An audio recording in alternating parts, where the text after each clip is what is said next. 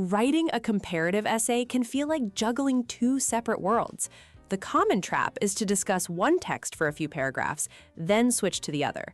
But this isn't a comparison, it's two mini essays glued together. The secret to a high-scoring VCE essay is integration. Think of it as a conversation, not a pair of monologues. In an integrated essay, every single paragraph must discuss both texts, creating a continuous dialogue between them.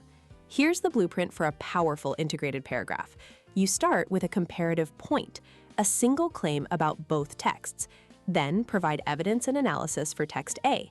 Immediately follow that with your evidence and analysis for text B, directly linking it to the first. Finally, and this is the most crucial step, you deliver the synthesis. This is your "so what" moment. What new idea is revealed only because you've brought these two specific texts into conversation? This entire structure is guided by your thesis. A great formula to follow is, while both texts explore a similarity, text A emphasizes one idea, whereas text B presents a different one, revealing a deeper significance. This thesis isn't just an introduction, it's the roadmap for your entire essay.